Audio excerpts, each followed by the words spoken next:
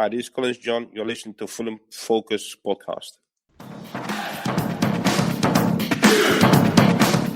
Hello, welcome to the Fulham Focus podcast. My name's Matt Boisclair, and it was a frustrating Sunday at lunchtime for us all today as we came away with a point at Crystal Palace, having thrown everything but the kitchen sink at the Palace goal. Definitely 2 points drop, but all is not lost as the other results also went our way. We're delighted to be joined by a man who would almost certainly have taken a couple of those chances today to give us the points at Selhurst Park, former White centre-forward Collins John. Plus, we've got your regulars, Matt, Domm and Baldo, to go over all the action too. So let's go. Fulham. Right, well, first of all, Collins, welcome and thanks very much for joining us. What have you made of Fulham recently? Has the resilience of the side surprised you? Not really, because obviously the result was not really coming for us. But I think the spell has always been good. But like obviously everybody can see, we haven't been clinical in front of goal. I think our open play has been second to none. But yeah, obviously to get 8 from the last 4 games, I think it's surprising. But on the other end, I think it's fully deserved. Yeah, very nice, very nice. And is that what you put it down to then? Do you put it down to poor finishing? Or obviously defensively we've vastly improved, but I almost feel like it's creativity that we lack in this side at the moment. But then again, against Crystal Palace today, there were a lot of chances. Yeah, look, obviously we have to go back, I think, because obviously in the Championship, we had some great games, and obviously sometimes we destroy teams, but Premiership is obviously a different level. And to lose so many games, but coming from the game and thinking you had a good game, but you can't score, it's always frustrating. So, yes, I agree with you. We create, but it's not like the chances are very, very big chances. Sometimes you need a bit of luck as well, to be honest. So, I think the last 4 games, especially today, second half, we should really get 3 points for that game. Looking back, I think that was our chance today, and we didn't take it. Most of the chances seem to fall to bloody Joachim Andersen as well. Of all players, it's falling to your centre half. What's going on? If they just fell to Madger or to Mitrovic or, I don't know, anybody else other than your centre half, then perhaps, I don't know, maybe that was where luck ran out today. Yeah, it's like I said, it's frustrating because first half you can see both teams was very nervous, kind of played like not to lose, but second half, we should have beaten Palace. Obviously, they had a few chances as well, but the Anderson one, the Marjo one, the header, there should be a goal, to be honest. But again, looking back, maybe a point is good enough. But in the position we're in now, you can't really live with a point. We need 3 points, especially Brighton losing yesterday. Obviously, Newcastle drew. So for us, it was a good chance to get the 3 points. But obviously, we didn't do it. So now we have to do it the hard way and beat Spurs in the midweek. Yeah, absolutely. All right, well, let's bring the other lads in. Lads, it was a cagey start at Selhurst Park where chances were at a premium in the first half an hour. But I did feel like we looked like the more determined side. The BBC commentators spoke about our tempo too. Dom, I'll come to you first. Give me your thoughts on how we started the game. It was all right. I mean, it's often the case with us, isn't it, where I think we're looking to not go behind and go in level at the break and then step up in the second half, which we did. You just kind of think it would be nice. It'd be nice to get an early goal. It would be nice to start a game well, score in the first 10 minutes. We're good at not getting beaten at the moment, but we'd be really good at not getting beaten if we could just get ahead in the first half early on. I think that's what was needed today, and we didn't do well enough in the first half. Stepped up again in the second half, but it sort of felt too little too late, didn't it?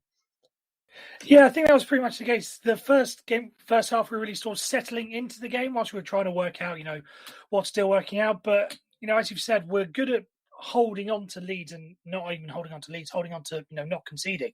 It is just the case of at what point do we start to turn the balance into going to more attacking side? We saw that in the second half. But would we be, better off rather than leaving it till the second half? So once we got through the first 15 minutes or once we got through the first 30 minutes, now everything's calmed down. Now we know what's going on.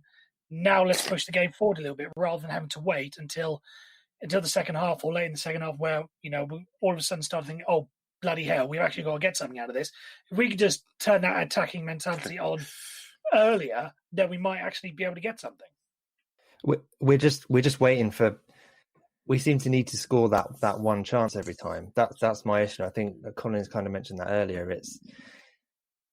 We're not creating big chances. We're creating half chances. We had obviously Madge's header today, and I'd argue his shot from the edge of the box was a big chance as well. We didn't take either of those, but for all the dominance we had, for all the shots we had, really we didn't test their keeper enough for me. The shots were from outside the box, weak efforts, going wide. You expect the keeper to save those all the time, and I want to see us really creating 3-4 good chances a game, because the chances are you're going to take one or two of them. Just kind of thinking back to that Newcastle away game, Collins, I think you played in it, and I think you even scored in it, I think, when Mark Crossley had that blinder, when I think we won 4-1 at St James's Park. Yeah. And it wasn't that sort of game. Yeah, that's right. And then Boa Morte as well. But Mark Crossley played that amazing performance where he just kept everything out. And it sort of reminded me a little bit of that today, in the sense that it felt like we had that many chances, but we just didn't test the goalkeeper enough. And you've got to work the goalkeeper, haven't you? There's no good hitting things straight down the goalkeeper's throat. Obviously, the players doesn't do it on purpose, But listen, I think we have to go back a little bit as well. Look, those players, they've been, I wouldn't say surprised by the performance that they've been putting in lately, but to lose or to draw every single game for the last, I don't know how long. I think we're second, the most drawing team in the league. So for us to take 7 points out of 3 games, going to Everton, win there as well, and to be honest, a lot of players there, they're not very experienced. We have to give that as well, because this was a must-win game, because all the week we were talking about it. We have to win this game.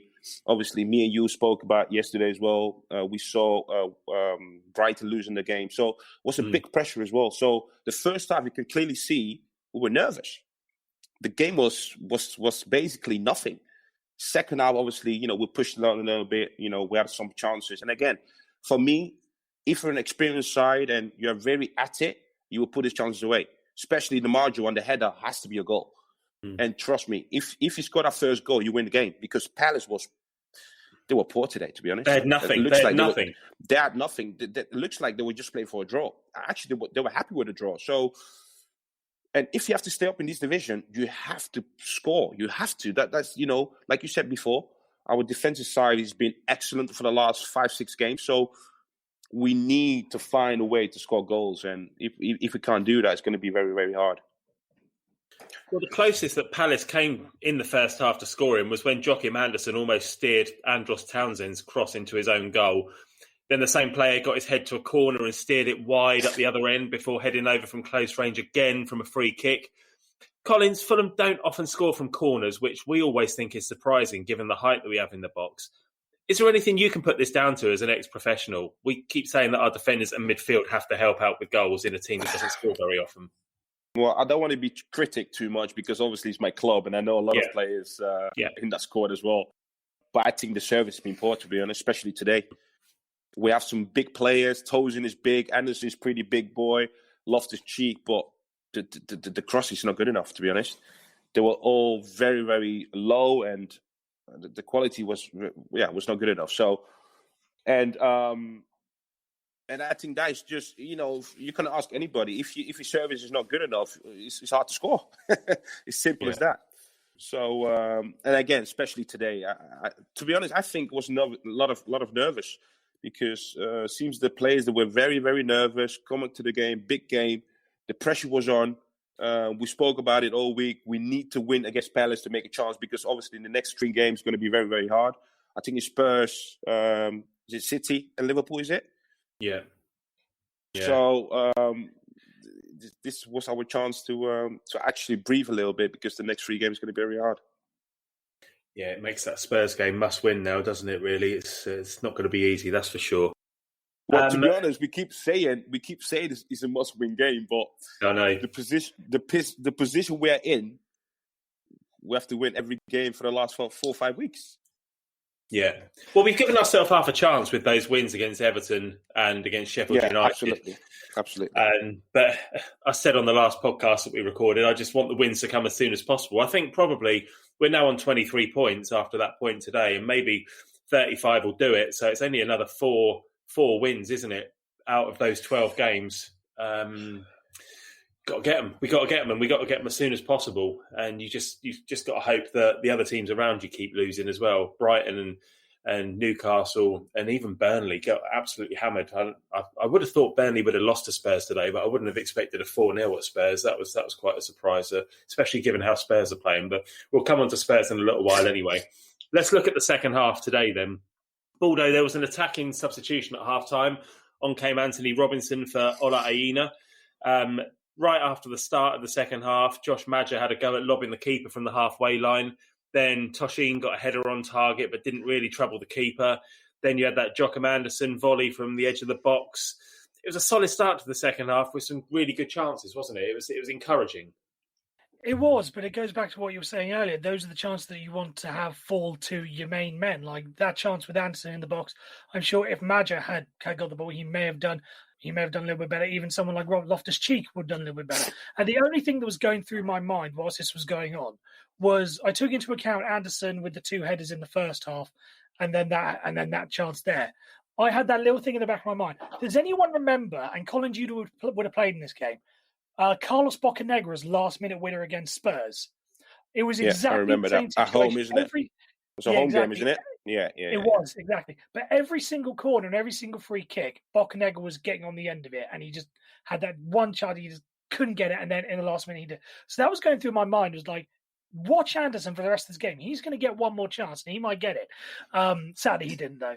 But yeah, it was just a very frustrating half, and we've said that the defence has to contribute in games, and those are the opportunities. If they're not going to get many opportunities, because we don't create that many clear-cut opportunities, those are the ones you really want fall into your best men. But Dom, were you surprised with how much we did create in that second half? I felt like it was one of our best halves of the season, without an end product, obviously, but I thought we played really well. Yeah, I was surprised, especially given how awful the first half was. At half-time, it kind of looked like it was going to be maybe a chance either way for one team, and it would be 1-0, but you couldn't see who was going to win it. In that second half, they've got away with it. They really have. We should have put one of those chances away. And I don't know. I feel like I've been saying for a few months now, I reckon Tosin's good for a few goals from corners this season. It doesn't look like it's going to happen. But the fact that he and Anderson seem to be causing trouble in the opposition box, I think that's something we really need to work on. Given that we don't win by many goals, we don't score many goals. If we get a centre back who can grab a couple, 2 or 3 before the end of the season, that could be enough for us. And we win a lot of free kicks and we win quite a few corners. So there's a real chance for that. And I can't put my finger on why it's not quite working. I know Colin you said earlier it's the delivery, but even so, I think we had a few chances from set pieces today that another team probably would have scored. I can't quite work out why we're not quite there. Yeah, it's almost so near yet so far at the moment, isn't it? But Colin's up. Go on. Sorry, mate. I just wanted to add. I thought that Anderson, the Robinson substitution was good, and I think the Cavallero substitution was excellent as well, and that really put us on top of the game. And I guess we'll talk about the other substitution later. And I think that one didn't help us as much, bringing Mitchell on for Anguissa. Yeah. I think that was the point. Our chance had gone, but it was good from Scott today. I think he did everything that he possibly could, apart from stick it in the net himself. Yeah, quite. Collins, I want to bring you back in here and just talk about Josh Maja. It's still very early on in Josh Maja's Fulham career. He's only played 3 or 4 games, but as a quick clinical striker yourself, what advice would you offer to Josh Maja, a player who doesn't so often appear to impact matches other than to get himself into good positions, waiting to sniff a chance out.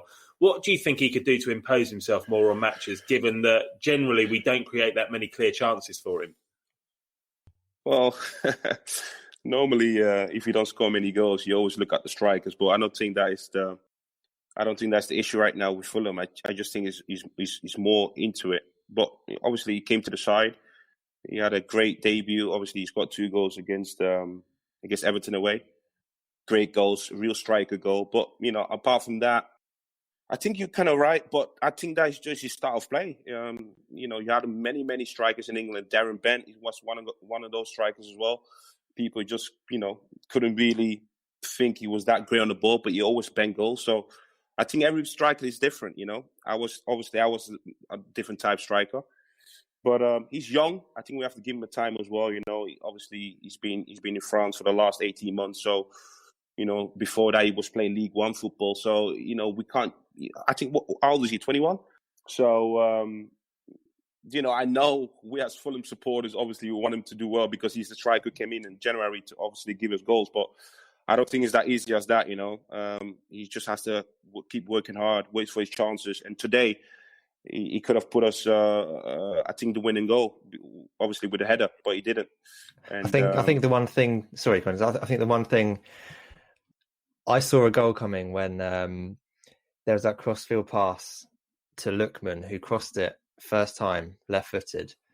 I think we could all see what Lookman was going to do, and I just can't believe Josh Maja hasn't gone. Do you know what? If this goes in first time, I've got to tap in. In the Everton game, he was in that position twice, scored goals from there, and I think that was the chance. I don't know what did you, as a striker, what did you make of that one? Yeah, but to be honest, I was a different striker because I was all about confidence, and it sounds a bit weird, but normally on a Friday, on a Thursday, I just had a good feeling if we're going to score in the weekend or not. So to be honest, I didn't even see him in the game today. I think he had a poor game, so I can't really see him scoring. And then, to be honest, when he missed a header, and I was like, well, he was not really in the game. Sometimes you need to be in the game. You have to do more, like what Matt said. You need to do more to actually put yourself in a position to score. But yeah, like I said, he was not meant to be today for him to score.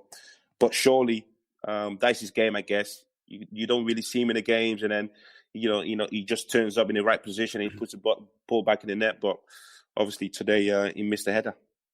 Collins, yeah, as Fulham supporters, we watch games and we get frustrated. We think, oh God, if only we'd have scored that. But as a Fulham supporter yourself and an ex-player, do you ever get frustrated and think, oh, I would have done this and I'd have done that differently and I'd have scored that? 100%. Brilliant. that for me, that header has to be a goal. Yeah. Do you think it was a miss then, rather than? Do you think it's a bad miss rather than a good save? Yeah. Yeah, we can't say the goalkeeper had to save because he was straight at him. So the goalkeeper was just there. I think it was a bad header, to be honest, and it should be a goal. But again, not to be critical about the boy. He's 21. He came from, obviously, for France. He hasn't played this year too many games. And I know as a striker, you need confidence to actually put the ball back in the net. And to be honest, today he was quiet. He had his game today. So obviously, in the midweek, hopefully he can prove also wrong. Well, it was good to see that we were playing really well and really going for it. Alexander Mitrovic came on for Anguissa with 17 minutes left. And as we went all out to get the points, it didn't really help us, that substitution. As Matt Domm said, Baldo, it deflated our momentum almost bringing Mitro on, didn't it? It did, absolutely that. And I've been critical of Scott Parker in recent weeks about his use of substitutions. I think it was up at Burnley, where I said there were 3 like-for-like substitutions. It was a fullback for a fullback, a winger for a winger, and a centre mid for a centre mid, or something along those lines. It wasn't really attacking substitution. So I don't want to criticise him too much because this was an attacking substitution, a midfielder for a centre forward. But knowing what Anguissa brings to the team and his drives through midfield and his opportunity to bring other players into the game, I just felt that was probably the wrong substitution to make. I think if you're going to throw Mitrovic on, absolutely fine, go for it. But of the options that you could have taken off the pitch, I just think there were probably there were better options for you to do that, rather than Anguissa, who has arguably been arguably been one of our best players this season. Even the commentators said that taking Anguissa off almost harmed us because it almost let Palace in, didn't it? They did have some good attacking play after that, and it did really stifle us. But I was the first one that was kind of calling for Alexander Mitrovic. We're creating all these chances. Let's get our finisher on. Let's get him into the game. And it almost upset the balance bringing him on, didn't it? So it's so delicate and it's such fine lines that I almost felt like we were going to lose that game as the last 10 minutes were playing out. I could just see them nicking it, which would have been a complete and utter disaster. But we did rally towards the end. We did have a couple more good opportunities. But really, Dom, 2 points dropped, isn't it, in the grand scheme of things? It's not a great result for us, is it? We needed to win that. We did. It is 2 points dropped because they were so bad, and they have been so bad. I said, I've got a good mate who supports Palace, and I said to him, if you play as bad as you played against Brighton, then I think we'll take it, because you can't possibly win that game 2 games running where you just haven't been in it at all. And turns out they've got away with it again. It's a bad result. I think any draw, whoever it's against at this point, doesn't do us any favours. We need wins, and you'd give up a couple of these draws for defeats if you can turn a couple of them into wins, and that's really what's going to make the difference. We'll see. We tend to play pretty well against the better teams in the league, so we'll see. I don't think we'll lose the next 3. If we win one of those 3, I think we're still in with a good shout. Yeah, absolutely. I think I was saying this in the chat afterwards. I think it was a bad result. I think must-win game, 2 points short of that. But I think the fact that Newcastle only drew yesterday, and the fact that the gap to them as a result of at the end of this weekend hasn't increased, the fact that we're basically back to square one as it was.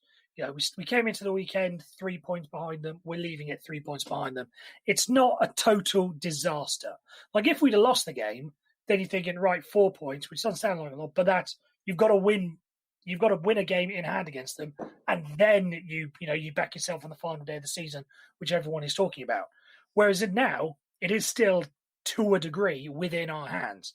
If we just match Newcastle's results to the last game of the season, then it's us in the final game. So it's not a total disaster. Yes, a win would have been better, but I don't want anyone to start being too negative over it, because there is still that little chink of positivity to come out of it. Yeah, I think that's fair. I think that there's still 36 points to play for at the end of the day, aren't there, this season? So there's still a lot of football to be played. But like I said earlier in the show and the other day as well, I want the wins to come as soon as possible so we can relax. And it would be nice to go into the last few games being safe, wouldn't it, rather than having that final day showdown, which seems like it's going to be inevitable at the moment. Sorry, mate. It's funny that last game showdown when we were 10 points behind, which was only 2 weeks ago. We were all saying we would take having to beat Newcastle on the last day to survive as one hell of a result. Yeah. And now the fact that we're saying, it'd be nice if we were ahead of them by that point, so that it was them having to beat us rather than the other way around.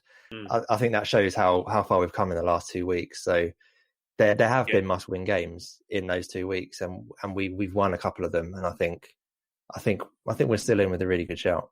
I don't even think it's the last couple of weeks. We've been playing well for a long time. We're unbeaten in 7 away games, which is unprecedented. Yeah. Fulham are resoundingly shit away from home in the Premier League. And we have been for years and years and years, even dating back to Collins' time and before that. There was just this stigma with winning away from home, wasn't there? We were just dreadful at it.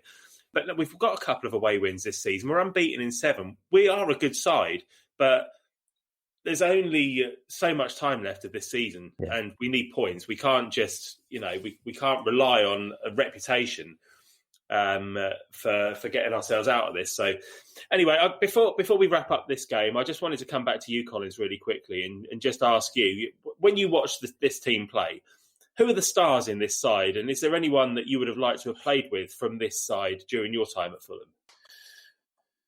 Fulham? obviously you guys might think it's going to be an attacking player, but I've been in love with one player. That's Harrison Reed. He's been unbelievable. I mean, it's a long time I've seen somebody really, really show his skills for the last 4 or 5 games or so. Obviously, Lookman had a good season. Somebody said Anguissa just now, but I kind of miss urgency with Anguissa. You know, he's nice and well, has a good passes, but it's not really. He doesn't really have to drive. But Harrison Reed, he's really surprised me for the last couple of weeks. And to be honest, what I just said, I think Lookman has been sensational this year for us. Fantastic. All right, well, I'll come straight back to you then. Who would you say was your Fulham man of the match from this game, Collins? Reed. Yeah, Harrison Reed. Yeah. Simple as that. Yeah, especially second half, he was unbelievable. He was everywhere. If you can remember the tackle he made, I think the last 5 minutes, the bursting back, the sprints. I mean, that little chip over in the midfield over one player at Palace. I mean, he's been unbelievable. I mean, he's been very good. Nice. All right. How about for you, Baldo? Yeah, I'd go for the same. I think Harrison Reed, dominated the midfield, did a fantastic job. I would just like to point out, though, these Budweiser King of the Match things that has been going around on social media. Guess who won it today? It was Areola. What? It was man of the match. Apparently it was man of the match, according to the Budweiser. I think it's through fantasy football and the points you get from that. But for some reason, Areola won man of the match from them. Did Areola touch the ball once? I don't remember him. Save an own goal, and that's it. Yeah, that's it. Exactly. Good grief. All right. How about to be honest, you, I think Cavallero came on very well. He was sharp. He was bright. Remember that? Obviously, he was the guy who gave the ball to Marja to obviously with a header. So he was bright as well when he came on. He had a great game.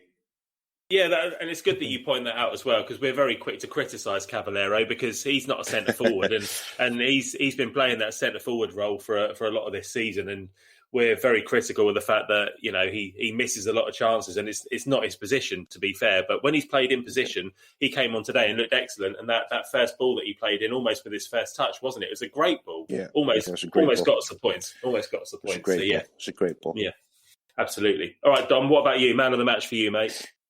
Yeah, I mean, Areola is obviously he's been man of the match a good 8 times for us, I reckon, this season. But today wasn't one of them. I was looking at Loftus-Cheek. I thought if he'd have grabbed himself a goal, he could have done it because he could have been man of the match because he had a really good game, and I think he's had a lot of good games recently. For me, it's Anderson.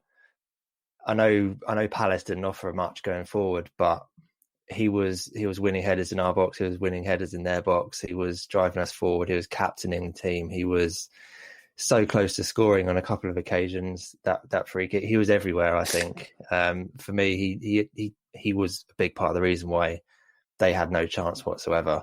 And it's just a shame that we couldn't have capitalised at the other end for him. I think Joachim Andersen for me. That free kick's on target is in the back of the net as well, isn't it? Because the really clever, wrong-footed. He wrong-footed the keeper.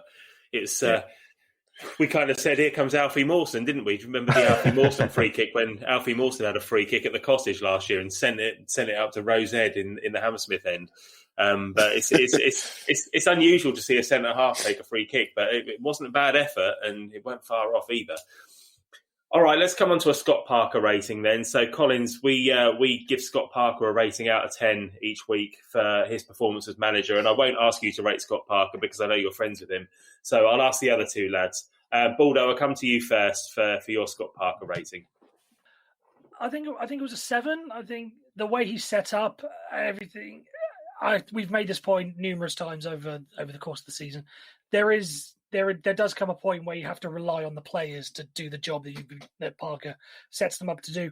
And they did well today. Obviously, it could have been better. He does get a few points taken off just for his substitutions, as we mentioned, with Anguissa for Mitrovic earlier. So he gets points knocked off for that. But again, at the end of the day, look at the performance on the pitch. There wasn't really much more that, it's not a system thing or a tactics thing that we didn't get any points. It was just an off day. It was an off day in front of goal. So you can't blame him for that. 7. Yeah, for the same reasons as you, really, but I'd give him an 8. I thought he didn't really do too badly at all, apart from that Mitrovic substitution, which just sucked the life out of us at the end. Otherwise, I thought the substitutions at half-time and just after half-time with Cavallero, particularly, really drove us on, and we were so close to getting that winner. And as you say, you can't blame Parker for the personnel missing chances. How about you, Dom? Yeah, I think it's an 8 as well. It's about as good as it could be without getting the 3 points, I think. Yeah. Little bit of criticism that we were a bit sluggish in the first half. And we know that's the way Scott likes us to play, to keep it tight and not go behind and then press on. I thought they were there for the taking right from the start, and I'd like to have seen us start a bit quicker. But apart from that, those 2 subs were excellent. They weren't the subs I was expecting. And so he exceeded my expectations there. I can't blame him too much for trying to get another striker on, and it wasn't. I don't think you could really see that we would have got flat after that. So yeah, it was decent from him, an 8, and you could see how much he really really wanted that win at the end. He was gutted at the result. So he's given us everything. So yeah, good score for him. Good stuff. All right, well, let's have a look at the next game then, and it's Tottenham at home next. Fulham. Right, guys, so it's Tottenham at home on Thursday evening. It's must win again, isn't it? What do you think, Dom? No, it's not. It's not must win because it's Spurs. I don't think you can put that label on a team. We haven't won the must win one today. That's the point. We haven't beaten the team around us. So now right. It kind of has a knock on effect to the next game, doesn't it? You're right. Because we were saying the other day, weren't we? What you take from these next 2 games, and it was 3 or 4 points. And in order to get 3 or 4 points, now we've got to win. But it's not as easy as that, is it? I don't think. If you get a draw against Spurs, you've got to think that's a decent result. But at the same time, you've dropped 2 points again, and when you really need to win. So let's see. They were unbelievable today. So I'm not about to turn around and say we need to beat them because Bale, Kane, Son up front.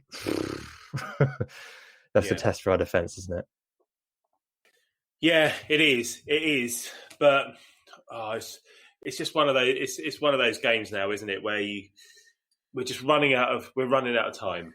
And all right, well, maybe it'll get to the last 5, 6, 7, 8 games, and then we'll start picking up points again. But having got this momentum of not losing in the last few weeks, to have these 3 games in front of us now and not to pick up any points would just be a real pain in the arse, wouldn't it, Baldo?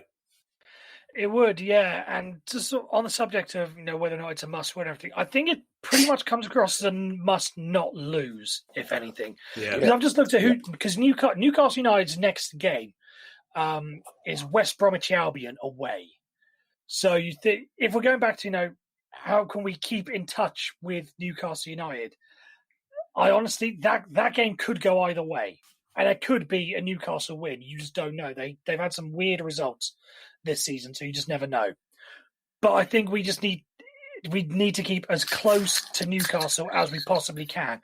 So hopefully a draw. But on another point, even if we do lose, I think it's important that we don't let the goal difference. Yeah, like we saw with Burnley today, and we talk about how their goal difference is going to take an absolute shelling as a result. We at the moment have got 6, I think it is. Just looking at the table here, we're on -11, they're on -17. The one thing we have on them is goal difference.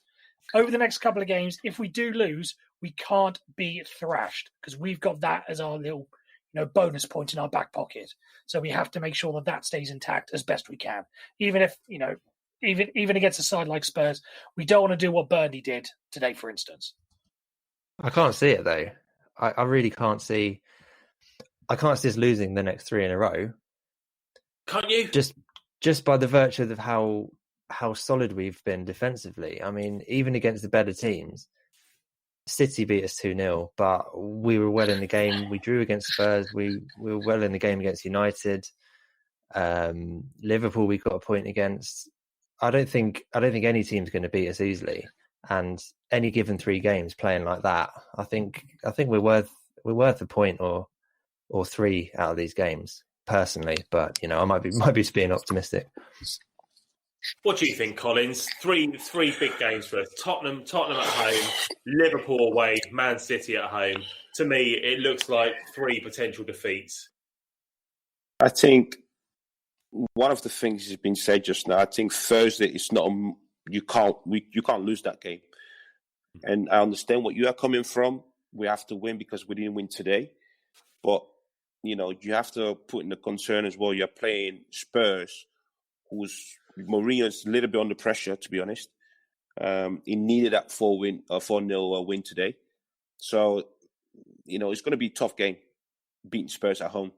So I agree. I think it's not must-win game, but you can't lose that game, basically. So, and then obviously you've got Liverpool who's been struggling for the last couple of weeks. They can't lose that game either. So I think we come against 2 sides.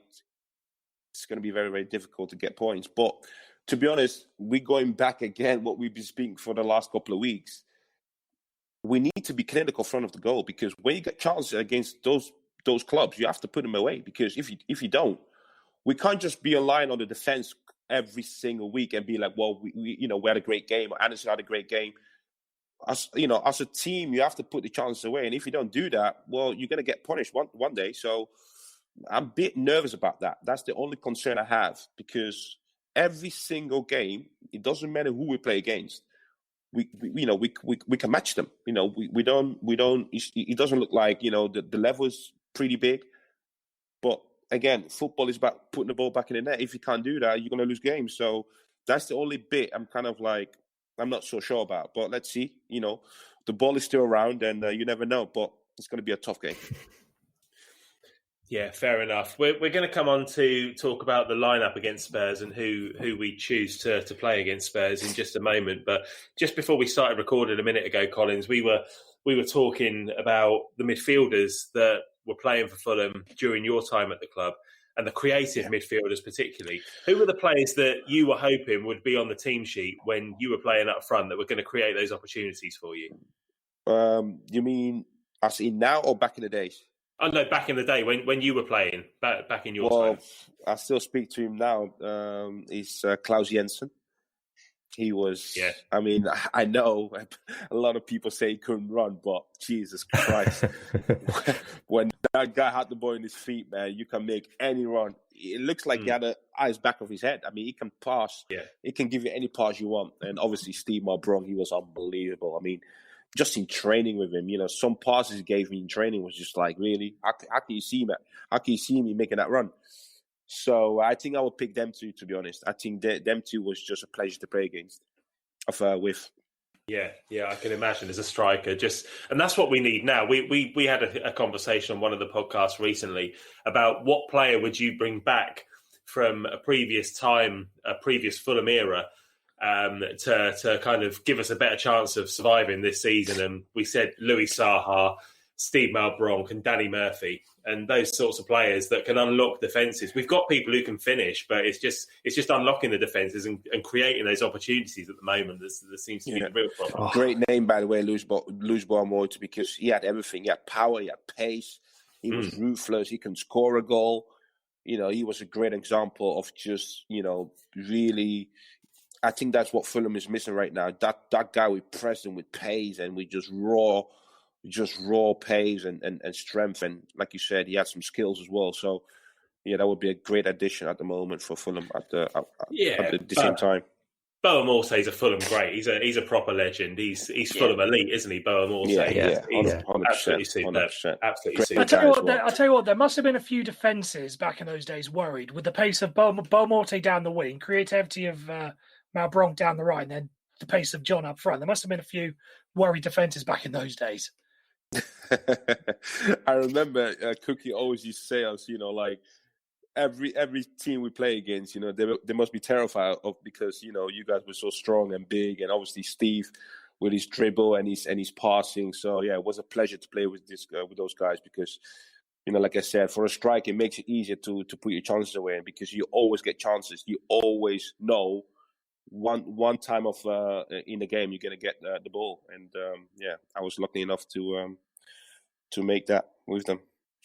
And by the way, we've got Collins John on the show here. Collins John never relegated as a Fulham player. These days, Fulham just go down all the time. Whenever we get in the Premier League, we go down, and so it's a pity. We're absolutely privileged. So thanks again for joining us, Collins. I mean, Frenchie, are you hinting something? We do have that free agent spot because we've only registered 24 players. That's true. Are you trying to hint we get Collins out of retirement? Get him back. He could do a job. What are you, Collins? 35? Yeah, 35. Yeah, get him in. Definitely. At least on the bench for sure. Nice one. All right, well let's come on to the lineup prediction then. Dom, any changes that you'd make to the lineup at Palace for Spurs? Yeah, I think Cavallera is worthy of a start. Playing him on the right because he came on and we created chances, and that wasn't a coincidence. We're going to need that ability to get the cross in. I think Mitro. He came on, he wasn't very good, but I think that was more to do with the fact that he didn't really know how to play with Madja. They didn't really click. Mitro up front on his own, Cavallera on the right, and I'd probably leave the rest as it is, to be honest. Maybe start Robinson at left back, because I thought, apart from his, we've spoken about the fact he's not great with his cross, but what's his name? The Palace Townsend. He had a lot of joy in the first half. Second half, didn't see him at all, and I think that was really down to Robinson. I think he's really solid defensively. So maybe those three changes for me. Fair enough. How about you, Baldo? Any disagreements there? No major disagreements. I think Robinson is a good shout. I think also because when you factor in the pace that Tottenham have when they're breaking, because you expect, if it's anything like they had today, Son Heung-min, Gareth Bale, Lucas Moura, Harry Kane, those lot can break on you fast. So we need pace in the defence as much as we can. And that's why Anthony Robinson, comes into his own. So of the three changes, I agree with those three changes, but if we only had to see one of them, I think Robinson's probably priority on that side. How about you, Collins? Any disagreements there? Anybody else that you bring in? Yeah, I think I will put Robinson on the left-hand side, and I'll probably go with Lamina in the midfield for Ragnica. Okay. Just a bit more presence and legs, and you can cover more grounds. I feel like Giza is more like a control kind of a player. If you have a lot of ball possession, you can use Anguissa. But I think it sounds a bit weird, but I think Tottenham is going to break on a counter attack. So you need someone who can really defend back, and I think Lamina got more legs. Cool. All right. Thanks, Collins. All right. I think that's quite a good shout, because I always feel when it's Reed and Anguissa, Reed does a bit more of the defensive work. But when we saw him playing against Everton, for example, he was everywhere. He was the playmaker. He was running all over the shop. He was more advanced, and I think he's really good there. And I think that will be really handy when we're attacking at pace, having Reed zipping about and pinging the ball about. I think that's probably a good shout. Lamina does a bit more of the defensive work, doesn't he, when it's the two of them? Yeah, exactly. That's the only change I would make. I think everybody else will just be in the team. All right, lovely stuff. Well, there's some other big games this week, actually. On Wednesday, it's Burnley-Leicester, and then at the same time as our game, West Brom are playing Everton on Thursday. So I just wanted to really quickly go round to each of you and get your predictions for these games. So Burnley-Leicester, what do you reckon, Collins? Big win for Leicester, away win? Leicester will get a win, yeah. Probably 2-0. Yeah, perfect. Dom? 1-1, I think. Do you? I think Burnley will scab a result, because they always do eventually, and they quite often come back from a heavy defeat with a good result. Leicester got game. hammered today, Leicester got hammered today by the Gunners, so I think they will bounce back. But let's see. I think they're going to win. Let's hope so. How about you, Baldo? So I think a draw as well, because I think Leicester, that's 2 bad results on the spin for them as well, because they got knocked out by Slavia Prague on Thursday. So it's a case of, and this is where you start to think for Leicester after the problems they had last year, not qualifying for the Champions League. Right, is it starting to happen again? I think Burnley are going to be thinking about that, but Turf Moor, not a good place to go. So that's why I think a draw sounds about right. All right, and then West Brom Everton. Dom? So it's 3 big games for West Brom at home this week, isn't it? That's what they kept saying on telly yesterday. It's that game against Brighton yesterday, then they've got this Everton game, and then they've got Newcastle at the weekend as well. So it's 3 big home games for them that will really define their season. So Everton going to beat them? I think Everton take that 1-0. Yeah. Yeah. I hope you're right. How about you, Baldo? That's more out of hope than any kind of logic. Yeah. But I'm not sure. I'm not sure about 1-0, but I do think Everton win that game handsomely, at least. Let's be honest though. West Brom should have lost that Brighton game. How they didn't lose that game. I mean, let's. I mean, Collins, if you're taking that, you saw the game yesterday, right? You saw West Brom against Brighton. If you're taking that free kick and the referee's blown his whistle, and then he disallows it, and then the whole kerfuffle that happens after that, how frustrated are you? That is ridiculous. Yeah, isn't it? To be honest, I fully understand the Brighton players. They were going mad. They just couldn't believe what was happening. So, especially me with my emotions, I would go crazy because that was the most ridiculous decision I've seen ever. But completely bizarre. Completely bizarre, I mean, to be honest, hearing what Dunk said after the game as well, like the referee was saying, he got a whisperer from the VAR saying, it wasn't a goal or something. I was just like, well, at least just come out for it and say, I made a mistake. But someone's decision, and the referee just keep holding this not their mistake. I just can't get my head around it. It just sounds funny. It was very, very odd. And as I say, Brighton should have got something from that game, but it's good that they didn't because we've they're still within range of us, so that's all good. What do you think, Collins? West Brom versus Everton. I will always hope for West Brom to lose points, but West Brom is a weird team. I mean, did they draw at home against Man United 1-1? Is that right? Yeah, they did. 2 weeks ago? Yeah, they did, didn't they? I think they did. Yeah. Yeah. They you're right. 1-1. I think it's going to be a draw. Okay.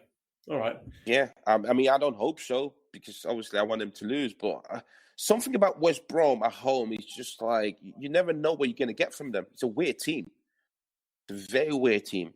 But I still think they're going to go down though. For me, they're done. They're finished. Yeah, I think the only 3 teams who got a chance to stay up is Fulham, Newcastle, and Brighton. Yeah, it does feel like that. It does feel like that at the moment, doesn't it? If we're worried about West Brom at any point, then we're in trouble, aren't we? Let's face it.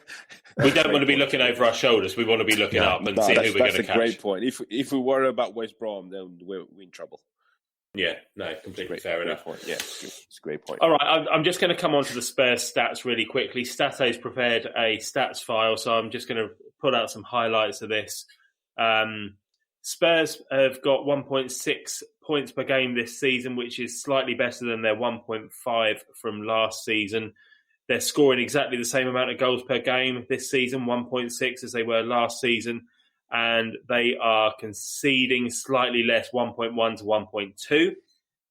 Clean sheets last season, they kept in 21% of their games, and this season they've kept clean sheets in 32% of their games. So we're really going to have to go for it if we're going to score against them. And let's be honest, our home form this season has been dreadful, hasn't it? Well, 2 wins so far.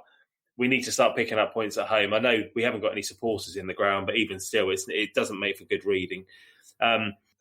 Spurs started the season very strongly. They went 11 games unbeaten, but they stuttered a bit since the start of the new year.